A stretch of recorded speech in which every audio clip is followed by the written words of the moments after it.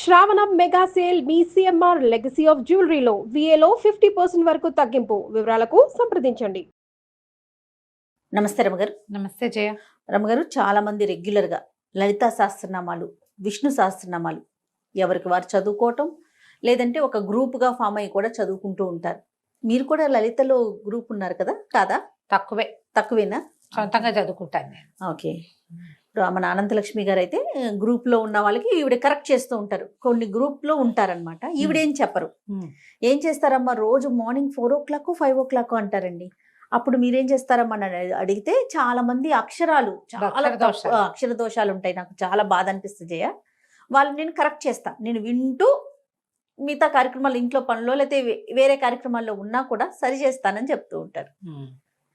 అట్లా అలాంటి గ్రూపులు లేరు. మీరు ఎలా చదువుకోవాలి రమ్మగారు? దీనికన్నా ప్రత్యేకమైన నియమాలు ఉంటాయా? ప్రతిరోజు ఉదయం సాయంత్రం అట్లా ఉంటుందా?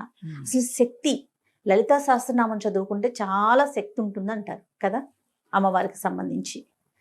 మీరు ఎలా నమ్ముతారు దీన్ని? ఇది చాలా పురాతనమైనది జయ. ఇది వరకు అందరూ చదివే వాళ్ళు కాదు. ప్రత్యేకంగా బ్రాహ్మణ సమాజంలో ఎక్కువ ఉండేది. అది కూడా కొన్నిళ్లలో దళిత బోధ ఉండాలని, అంటే మన ఉపదేశం ఉండాలని భావించేవాళ్ళు. లలిత కామ్యం అని చెప్పేవాళ్ళు. ఏదైనా ప్రత్యేకమైన కోరికతోటి అది చదువుకోవటం. ఓకే. ఇప్పట్లాగా అందరూ రొడ్డగొట్టుడుగా ప్రతి వాళ్ళు చదివే విధానాలు పాతకాలంలో ఉండేవి కాదు. చాలా పెద్దది, దాన్ని ముట్టుకోకూడదు అనుకునేవాళ్ళు. పవర్ హౌస్ లలిత. అందరం ముట్టుకుంటామా? మరి కరెక్ట్గా దాన్ని ఒక ఛానలైజ్ చేస్తేనే దాంట్లో నుంచి రియల్ పవర్ రిలీజ్ అవుతుంది. మేము చదువుతాం, మాకు వచ్చు. గుళ్ళోకి వెళ్తాం, అందరు చదువుతారు, మనం కూడా పుస్తకం వచ్చుకుని పుస్తకాలు ప్రింట్లు. ఇది వరకు పుస్తకాలు ప్రింట్లు ఇవి రేర్గా ఒక లలితా సహస్రనామం పుస్తకం ఉండేది. అవును, నా దగ్గర ఎప్పుడో 64లో 5లో ప్రింట్ అయిన బుక్ ఒకటి ఉంది. ముట్టుకుంటే చింకి జీర్ణం అయిపోతుంటుంది. అది రేర్గా ఒక్క పుస్తకం ఉండేది. ఇప్పుడు ప్రతి ఫంక్షన్కి, ప్రతి చోట ఎక్కడ చూసినా పుస్తకాలు ప్రింట్ చేయడం, ఇవన్నీ మనకి ఈజీ అయిపోయింది. సో అందరి దగ్గరికి పుస్తకాలు వస్తున్నాయి. అందరూ చదవడానికి ప్రయత్నం చేసేస్తారు. కొంతమంది రోజు చదువుతూ నోటుకొచ్చేస్తుంది. ఎలా ఉన్నా చదివారేస్తారు. నీకు ఎలా ఉంటుందంటే, ట్రాన్స్ఫార్మర్లో కరెంట్ ఉంది, మీ ఇంట్లో వైరింగ్ ఉంది, స్విచ్ వైరు కనెక్టెడ్గా లేవు. నువ్వు స్విచ్ 100 సార్లు వేస్తావు, ఉపయోగం ఏముంది? ఏమవుతుంది? ఎప్పుడు కుదురుతుంది? ట్రాన్స్ఫార్మర్లో కరెంట్ ఉండాలి, మన పబ్లిక్ కరెంట్ ఉండాలి, మన ఇంట్లోకి సరైన వైరింగ్ ఉండాలి, ఆ వైరింగ్కి మనం పెట్టుకున్నటువంటి ఓ బల్బుకి కరెక్ట్గా స్విచ్ ఉండాలి, ఇది 2 కనెక్టెడ్గా ఉండాలి, బల్బు మాడిపోకుండా ఉండాలి. ఇప్పుడు పవర్ బయటకు వస్తుంది. లలితా సహస్రాన్ని అలా చేస్తేనే దాంట్లో నుంచి రియల్ పవర్, నిజమైన శక్తి, అందులో ఉన్నటువంటి మహాద్భుతమైనది, అద్భుతమైన దైవిక శక్తి బయటకు వస్తుంది. అది మనకి ఉపయోగపడుతుంది. ఉపయోగపడడం అంటే అదేమన్నా మనకి పని చేసి పెడుతుందా? కాదు. మన చుట్టూతా ఒక పాజిటివ్ ఎనర్జీని నింపుతుంది. ఈ పాజిటివిటీ వల్ల మనం అనారోగ్యాన్ని, అకాల మృత్యువుని, దరిద్రాన్ని, సమస్యలని, వీటి నుంచి తప్పించుకోగలుగుతాం. పాజిటివ్ ఎనర్జీ ఉంటే కొంచెం తగ్గిపోతాయి, అంతే. ఇప్పుడు అది లలిత చదివితే ఇవి తీరిపోతాయి అని అనుకోవద్దు, తగ్గిపోతాయి అని తెలుసుకోవాలి మనం. ఇది ప్రధానం, ఇదే ప్రధానం, ఇదే మెయిన్ పాయింట్. ఇదే. అవునండి. లలిత చదవటం, రోజు చదవటం వల్ల నాకు ఇలా మార్పు వచ్చిందంటే ఇది మొత్తం మారిపోదు. నువ్వు చాలా సమస్యల్లో ఉండవలసిన వాళ్ళము, అంత కాకుండా కొద్ది సమస్యల్లో ఉంటాం. మనం హ్యాండిల్ చేయగలిగే సమస్యలే ఉంటాయి. ఈ సమస్యలు మనం ఎక్కడి నుంచి తెస్తాం? మనుషులం కదా మనం, కిందటి జన్మల నుంచి మోసుకొస్తాం. పురాకృత పాపపుణ్యాలన్నీ మనని ఇప్పుడు కర్మల రూపంలో బాధిస్తాయి. మనం ఇప్పుడు చేసే కర్మలు మన వచ్చే జన్మకి క్యారీ ఫార్వర్డ్ అవుతాయి, ముందుకు వెళ్తూ ఉంటాయి. దీన్ని తెలుసుకోవాలి మనం. ఇప్పుడు మనం సరిగ్గా చదివితే, ఇందులో సరిగ్గా చదివితే అనేది ఒక పాయింట్. అదే కదా చెప్తున్నా. అంతే. ఈ సరిగా చదవటం అంటే ఏమిటి? దేశకాల నిర్ణయం. మనం ఎక్కడ కూర్చుని చదువుతాం, ఏ సమయంలో చదువుతాం, ఎక్కడ? శుభ్రమైన చోటు, ఇల్లు శుభ్రంగా ఉండాలి, చక్కగా పచ్చగా తోరణం ఏదైనా కట్టుకుంటే మంచిది. లేదా దేవాలయం దేవతార్చనలో కూర్చున్నాం, చక్కగా దీపం పెట్టుకుని అగరతో ధూపం చూపించి 2 పువ్వులతో అలంకరించి, పెద్దవేం చేయొద్దు, బోళ్ళని కేజీ పువ్వులు అక్కర్లా, 2 పువ్వులు శ్రద్ధగా కాస్త గంధం సమర్పించి స్థిరంగా కూర్చుని చదువుకుంటే ఫలితం బాగుంటుంది. దేశం కాలం మళ్ళీ మధ్యాహ్నాలు అర్ధరాత్రులు కాదు, ఉదయాస్తమాలు అస్తమానాలు చదవాలి. ఉదయం అంటే పొద్దుటి పూట 12 గంటల లోపల, అస్తమానం అంటే సూర్యాస్తమయం అయిన దగ్గర చదువుకోవచ్చు. నీకు ఎప్పుడు పడితే అప్పుడు నిద్రలేచిన మంచం మీద కూర్చొని చదువుకుంటా, అన్నం తిన్నాక చదువుకుంటా, అలాంటి పద్ధతులు చదువుకుంటా అవి చెయ్యొద్దు. అది మీరు ఊరికే ఏదో పాటలాగా పాడితే ఫలితం అయితే లభించదు. పాటలాగా పాడినందుకు లభించవలసిన ఫలితం ఏదైనా కొంత ఉంటే అది లభించవచ్చు, అందులో మళ్ళీ తప్పులు లేకుండా. అక్షర దోషాలు ఉండకూడదు. ఈ ఎందుకు ఉండకూడదు అనేది మాట్లాడదాం. ఇప్పుడు లలితా సహస్ర నామము అని కదా దాని పేరు. అవునండి. సహస్ర నామాలు, 1000 నామాలు. నామం అంటే ఏమిటి? పేరు. అభిజ్ఞ, గుర్తు. నీకు ఇప్పుడు నేను రోడ్డు మీద నడుస్తావు, వెనక నుంచి రమ అని పిలిస్తే పలుకుతానా? నేను రమణి అంటే పలుకుతానా? నిన్ను జయిని అంటే పలకవు, నువ్వు జయ అంటేనే పలుకుతావు. అంటే నీకు ఒక పేరుంది, దానికి నువ్వు పలకాలన్న నియమం ఉంది. అవును.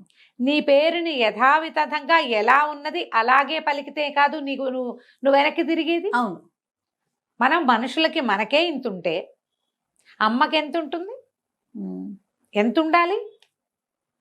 నీ ఒక పిలుపు నువ్వు పిలిస్తే ఆ పిలుపుకి పలికి స్పందించి నీ వైపుకి తిరిగి తన తాలూకు పాజిటివ్ ఎనర్జీని, సకారాత్మకమైన శక్తిని ఆమె నీ మీద ప్రసరింపజేయాలంటే ఆమె పేరు ఏదో అది నువ్వు పిలవాలి అంతే. పారాయణ మధ్యలో ఆపకూడదు, అలాంటివి పెట్టుకోకండి. నువ్వు సరిగ్గా పేరు పిలిస్తే ఏమవుతుంది? ఆ పేరుతోటి అమ్మవారి పేర్లు ఎట్లా ఉంటాయి? టకీమని గుర్తు రావట్లేదు, చూసావా? మొదటంతా సౌందర్య వర్ణనతోటి నామాలు ఉంటాయి, తర్వాత వీరత్వ వర్ణనతోటి, తర్వాత ఆమె చేసినటువంటి మహత్కార్యాల వర్ణనతోటి నామాలు ఉంటాయి. మంత్రిణ్యంబ విరచిత విషంగ వధతోషిత విశుక్ర ప్రాణహరణ వారాహి వీర్యనందిత. ఎంత పొడుగుంది? విశుక్ర ప్రాణహరణ వారాహి వీర్యనందిత. విశుక్రుడనే రాక్షసుని చంపినటువంటి వారాహి యొక్క వీర్యాన్ని చూసి నువ్వు సంతోషించవు, సంతోషించిన తల్లి. ఇప్పుడు విశుక్రుడికి దీర్ఘం పెట్టినా వారాహికి దీర్ఘం పెట్టినా నామం కుదరదే, పేరు కుదరలేదుగా, అవునా? తర్వాత కామేశ్వర ముఖాలోక కల్పిత శ్రీ గణేశ్వర. గణేశ్వరుణ్ణి కల్పించింది అమ్మవారు. ఎలా చేసింది? కామేశ్వరుణ్ణి చూస్తూ కల్పించింది, గణేశ ప్రతిమ చేసి అప్పుడు యుద్ధానికి బయలుదేరింది. ఈ పదాలన్నీ కరెక్ట్గా వస్తేనే అర్థం వస్తుంది. ఎలా? నీకు ఇంకో ఈజీ తెలుగులో చెప్తా. ఇప్పుడు మా ఊరి పేరు, మా నాన్నగారి పేరు నేను అని తెలియాలి. నువ్వు ఫలానా వాళ్ళకి ఒక అమ్మాయి ఆవిడ టీవీలో మాట్లాడుతుంది అని చెప్పైతే వాళ్ళకి తెలియలేదనుకో, ఎవరో పెద్దవాళ్ళు. కాదండి, చిట్టుగూడూరులో నరసింహాచార్యులు గారని ప్రిన్సిపాల్ గారు ఉన్నారే, వారి ఆఖరి అమ్మాయి అనగానే నేను అని తెలుస్తానా? అంతే. 5వ అమ్మాయి అంటే నేను తెలియను. చిట్టుగూడూరు కాకుండా పొడగట్లపల్లి కాలేజీ అంటే వేరే వాళ్ళు ఎవరో వస్తారు. చూడు, ఇప్పుడు మనం కరెక్ట్గా ఫలానా ఫలానా ఫలానా పనిచేసి ఫలానాగా సంతోషించిన తల్లి, ఈ అన్ని ఫలానాలు కుదరాలి. ఇట్లా కుదిర్చి మీరు నామాలు చదివితే ఆమె పలుకుతుంది, తననేనని స్పందిస్తుంది. స్పందించే రకపుగా మనం నామం చదవాలంటే నువ్వు అర్థంలో మార్పు రాకుండా, అక్షరాలు చెడగొట్టకుండా చదువుకోవాలి. ఓకే. కొన్ని చదువుతాం, కొన్ని తేలిగ్గా ఉంటాయి, కొన్ని పదాలు చిన్న చిన్నవి ఉంటాయి, కొన్ని పేర్లు అప్పుడు చదివేస్తాం. అరుణాం కరుణా తరంగితాక్షిం క్లియర్గా ఉంది. ధృత పాశాంకుశ పుష్పబాణ చాపాం, ఇది కూడా క్లియర్గానే ఉంది. ఇలాంటి చిన్న చిన్న పదాలు అప్పుడు పలికేసి పెద్ద పెద్ద వాటప్పుడు ఏం చేస్తాం? అది మొత్తం ఒక సమాసం అనుకో, ఓ ముక్కటు ఓ ముక్కిటు కట్ చేసేస్తాం. కొన్ని చోట్ల అక్కర్లేని దీర్ఘాలు పెడతాం, కొన్ని చోట్ల ఒత్తులు పెడతాం. చాలామంది ఎక్కువగా చేసే పొరపాటు దుష్ట దూర దురాచార శమని దోషవర్జిత చదవాలి. దుష్ట దూర దురాచార శమని దోషవర్జిత చదువుతారు. దుష్ట దూర కనపడుతుంది, దుష్టుల్ని దూరంగా ఉంచుతుంది. దురాచార అంటే అమ్మవారిని దురాచారం చేస్తున్నాం మనం, ఆమెకు దురాచారాలు ఉన్నాయని చెప్తున్నాం. శమని అంటాం, ఆ శమని దేనికి ఏమిటో, దురాచార శమని అని రావాలి. అదొక పదం, అదొక పదం. ఇది మొత్తం సమాసం. ఎలా? దురాచారాలని పోగొట్టే తల్లి. చూడండి ఎంత అర్థం మారిపోతుందో. దోషవర్జిత, దోషాలు పోగొడుతుంది తల్లి. ఆమెలో ఏ దోషము లేదు. మనం ఆమెను ఆశ్రయిస్తే మన దోషాలని అమ్మ పోగొడుతుంది. పదాలకి అర్థం తెలుసుకోగలిగితే అద్భుతంగా ఉంటుంది. ఓకే. మన వల్ల అంత కాదు. తప్పులు లేకుండా చదవటం. నువ్వు పారాయణ చేసేయాలన్న తాపత్రయంతో గడగడ గడగడ గడగడ చదివేసేయటం. గుళ్ళోకి వెళ్తారు, ఆ గుళ్ళో అర్చన అవుతూ ఉంటుంది. దేవాలయంలో అర్చనతో పాటు మనం ఇది ముందు ఇది ఫినిష్ చేసేయాలి. అక్కడ చూడం, అక్కడ దృష్టి ఉండదు. ఇది ఫినిష్ చేసేయాలి, అక్కడ చదివేసుకోవాలి. ఈ పుస్తకం చూస్తారా, ఇది రాదు, ఆ పుణ్యము రాదు కదా, రెండూ పోతాయి కదా. దేవాలయంలో ఉన్నప్పుడు మీకు నోటికొస్తే దేవాలయంలో ఏం జరుగుతోందో చూస్తూ నోటికొచ్చింది చదువుకోండి. నెంబర్ 1, ఇది స్ట్రిక్ట్ రూల్. పుస్తకం చూడొద్దు. విడిగా ఉన్నప్పుడు పుస్తకం చూసుకుని చదువుకోండి. అర్చన అంతా అయిపోయింది, మూల కూర్చున్నారు, పోయి అక్కడ కాసేపు కూర్చోవాలి కదా, అప్పుడు పుస్తకం పెట్టుకుని మెల్లిగా చదువుకోవచ్చు. అర్చనా కాలంలో మీరు చేయాలంటే శ్రీమాత్రే నమః చెప్పుకోండి. పొట్టిగా అరుణంకరణాతరంతక్షం ధ్యాన శ్లోకం అందరికీ నోటికొస్తుంది, అందరికీ వస్తుంది కదా, ఆ శ్లోకం చదువుకోండి. ఒక్క శ్లోకాన్ని మీరు రటనగా 10 సార్లు 11 సార్లు 14 సార్లు చదివినా ఏమి తప్పలేదమ్మా, చాలా మంచిది, విశేషమైన ఫలితం లభిస్తుంది. ఇలా చదవండి. ఓకే. దేవాలయాల్లో చదవలసిన విధానం మీకు నోటికొస్తే ఏం ఇబ్బంది లేదు. ఈ నోటికి రావడానికి ఎవరితోటైనా చెప్పుకుంటే ఎక్కువ మంచిది. మనమే చదువుకుంటే తప్పులు ఉన్నాయా అనేది కరెక్షన్ ఉంచుకోండమ్మా. ఇది ఎలాంటి పని చేస్తుందో చెప్తాను జయ, ఇది నా స్వానుభవం. మనం ఒక తప్పు కరెక్షన్ చేసుకున్నాం, ఏదో చదువుతున్నాం, ఎవరైనా కరెక్షన్ చెప్పారనుకో కోపం వస్తుంది చాలా మందికి. నీ తప్పులు చూపించకూడదు, అవునా కదా? అవునండి. కోపం వచ్చేస్తావు, అరికాలి మంట ఎక్కిపోతుంది. మీరు ఎప్పుడు మీ జీవితంలో తప్పులు కూడా దిద్దుకోరు అలాంటి వాళ్ళు. అంతే. నువ్వు ఇక్కడ అక్షర దోషాలు గనక నువ్వు దిద్దుకుని దాన్ని కరెక్ట్ చేసుకున్నావంటే నీ జీవితంలో నువ్వు చేస్తున్న పొరపాటు నీకు కనపడేలాగా చేస్తుంది అమ్మ. కనిపించి ఇది నాది పొరపాటు, ఇది నేను సరి చేసుకోవాలని నీకు అర్థమయ్యేలాగా చేస్తున్నా. నువ్వు ఇక్కడ చేసుకుంటున్నావు కదా కరెక్షన్, ఇదేంటి మహత్తర శక్తి. ఈ శక్తి విషయంలో నువ్వు చేసే కరెక్షన్ లైఫ్ విషయంలో చేసుకునేలాగా నిన్ను చేస్తుంది. ఓకే. లేదా మీరు ఎవరైనా తప్పెత్తి చూపించగానే మీకు కోపం వచ్చి ఇరిటేట్ అయిపోయి మాకు తెలుసని ఈవిడ ఒకటి వచ్చిందండి ఇలాంటివి అనుకున్నారో వాళ్ళకు వచ్చిన నష్టం ఏం లేదు, మీకు చాలా నష్టం ఉంటుంది, అది తెలుసుకోవాలి. స్తోత్రాలలో ఎప్పుడైనా ఎవరైనా కరెక్షన్ చెప్తే సంతోషంగా తీసుకోండి. అయ్యో నాకు కరెక్ట్ చేసుకునే అవకాశం లభించిందే ఇంతకాలానికి అని గనక కరెక్ట్ చేసుకున్నారా, మొదట మీరు జీవితంలో తప్పులు చేయకుండా ఉంటారు. లేదా మీ తప్పులకి కరెక్షన్ లభిస్తుంది, మీ తప్పులకి మీరు రిపెంట్ అయి దాన్ని సరి చేసుకోగలుగుతారు. ఈ అవకాశాన్ని మీకు లలితా సహస్రనామం 100% ఇస్తుంది. ఇది ఎంత పాజిటివ్ సైన్, మామూలుగా కాదు. తర్వాత టైం పెట్టుకుని చదవబోకండి. టైం 10 నిమిషాలలో అయిపోవాలి, 14 నిమిషాల్లో అయిపోవాలి. ఇట్లా కష్టమమ్మా, అట్లా చదవకూడదు. చదివితే మీకు తప్పులు వచ్చేస్తాయి, దడదడలాడిపోతారు. ఆడిపోతారు. ధాకి థాకి తేడా ఉంది కదా జయ. అవును. తా థా దా ధా కదా, ఈ థాని ధాని కలిపేస్తాం, అవునా? అక్కడి నుంచి చూడు, లా వేరు లా వేరు, లాలని కలిపేస్తాం, నా అణ రెండింటిని కలిపేస్తాం. మీరు పరిగెత్తారా ఈ పొరపాటు అవుతుంది. ఇంకో పెద్దది చెప్తాను, శశసహాలు సావేరు సావేరు షావేరు. ఇప్పుడంతా శివుడే అంటున్నారు. అవునండి. శివుడు కాదమ్మా, శివుడు. విజిల్ రావాలి. సి అన్నప్పుడు సా గుడిస్తే సి కాదు, మెలికి షా, ఆ షా రావాలి. షా రాదు చాలా మందికి, షా వస్తుంది. మనం ఇక్కడ తెలంగాణ వెళ్తే చేసిండు అంటారు, చేసినా అంటారు, చేసినా అనరు. సాని షా అనేస్తారు. నువ్వు మామూలు భాషలో ఎలాగైనా మాట్లాడుకో, స్తోత్రాల్లో సాని షా చేస్తే ఎట్లా కుదురుతుంది? శివ శివ శివ అంటే రాడమ్మా శివుడు, మీరు అర్థం చేసుకోండి. ఆయన పిలిచినట్టు కాదు, పిలిచినట్టే కాదు. నిన్ను పిలవకపోతే, నీ పేరు పెట్టకపోతే నువ్వే పలకవే, భగవంతుడు ఎట్లా పలుకుతాడు? భావం ముఖ్యం లాంటి పాఠాలు బోల్డ్ వింటానమ్మా నేను. చాలా మంది నాకు చెప్తారు. అలా ఏముందండి, భగవంతుడికి భక్తి చాలా ఇంపార్టెంట్. ఎవరికి భక్తి ఇంపార్టెంటు? చదువు రాని వాడికి, చదువుకోని వాడికి, అక్షర దోషం అర్థం కాని వాడికి, వాడు ఎట్లా పిలిచినా దేవుని రారా అని పిలుస్తాడట. వాడెవడో ఒక పల్లెటూరు వాడు వచ్చాడు, అతను కిష్టయ్య ఎక్కడన్నావురా, ఇట్లా చంపుతున్నావు అంటే కృష్ణుడు వచ్చి పాలు ఊచుకొచ్చి పాలు తాగు, పడుకో, నిద్రపో, నేను నిన్ను ఇంటికి తీసుకెళ్తానని తీసుకుపోయాడు. రారా కిట్టయ్య అంటే వచ్చాడు. నేను రారా కిట్టయ్య అంటే పాలేరు వస్తాడు, కృష్ణుడు ఎందుకు వస్తాడమ్మా? నేను చదువుకున్నా కదా, చదువుకున్నాను. కృష్ణుణ్ణి ఇలా పిలవాలని నేను తెలుసుకున్నా. ఇక్కడ ఇంకొక చిన్న ఇబ్బంది జరుగుతుంది రమ్మగారు. పొద్దున్నే ఏదో మాటల మీద దసరా హాలిడేస్ అంటుంది మా పాప హని. ద షా కాదే ద సరిగమల్లో సా అని చెప్పా. మరి ఇంగ్లీష్ లో రాసేటప్పుడు SH అని రాసాం, మేము SH అని రాస్తున్నాం, అందుకని నేను షా పలుకుతున్నాను మమ్మీ అని చెప్తుంది. దాన్ని మనం ఎవరిని సరి చేయాలి ఇప్పుడు ఇవి లేటెస్ట్ పిల్లలు, లలితా సహస్రాలు లేటెస్ట్ చిటి పిల్లలకి రావు కదా, అంటే అదే వచ్చేస్తుంది కదా, అదే వస్తుంది. సా సా షా, ఇంకా వాటికి వేరియేషన్ డిఫరెన్స్ తెలియదు. ఇంగ్లీష్ వాళ్ళ తెలియదు, తెలుగు చదివేటప్పుడు మనం కొంచెం సరి చేసుకోగలిగితే ఏమన్నా కొంచెం చిన్న పెద్దవి మార్చుకుంటారేమో. మార్చుకుంటారు కాస్త చెప్పగలిగితే.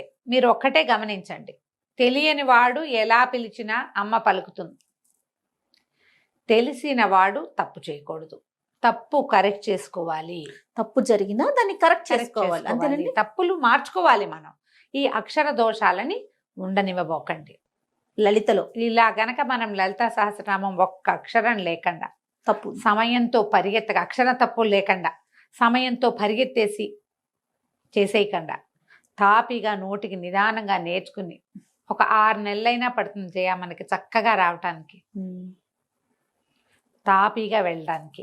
దీనికి మళ్ళీ ట్యూన్లు సంగీతము ఏం అక్కర్లేదమ్మా.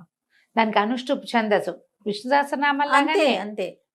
అలాగే అయితే ఏంటంటే మనం మధ్య మధ్యలో ఏమవుతుంది, విష్ణు సహస్రనామాల్లో పెద్ద సమాసాలు తక్కువ ఉంటాయమ్మా. అవును. ఈ లలితా శాస్త్రంలో సమాసాలు పెద్దవి. ఓహో.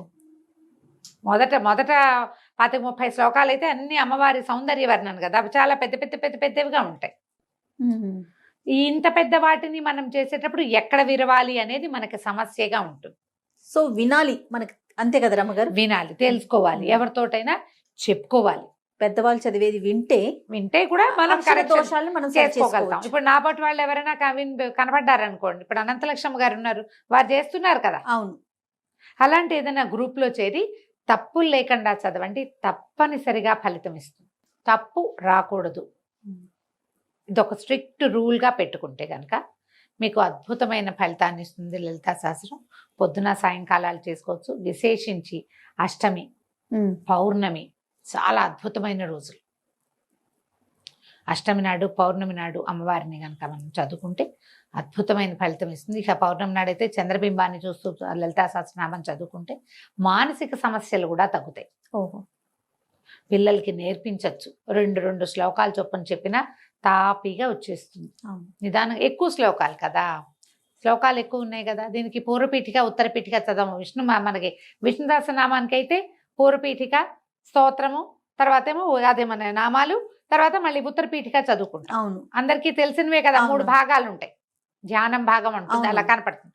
మనకి లలితా శాస్త్రంలో సాధారణంగా పూర్వ ఉత్తర పీఠికలు పెద్దగా చదవరు ఎవరు, నామాలే చదువుకుంటాం కదా. అంతేగా, అది నేర్చుకోవచ్చు కదా. ప్రయత్నం చేసి చూడండి. నాకు కూడా క్లాస్ ఒకటి తీసుకుందామని ఉంటుంది జయ, సమయం సరిపోదు. ఇప్పుడు సౌందర్యలహరి పాఠం ఒకటి ఉంటుంది, వారానికి 1-2 క్లాసులు అనుకో. దానికే నేను ఒక టైట్ స్కెడ్యూల్ లాగా ఉంటుంది. జనాలకి కుదరాలి కదా.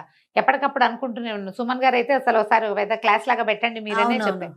చేయాలనే ఉంటుంది కానీ నాకు అవకాశం లేదు. ఎక్కడ మీకు అవకాశం దొరికితే అక్కడ శంకర మఠాలు అలాంటి చోట చక్కగా చెప్తారు.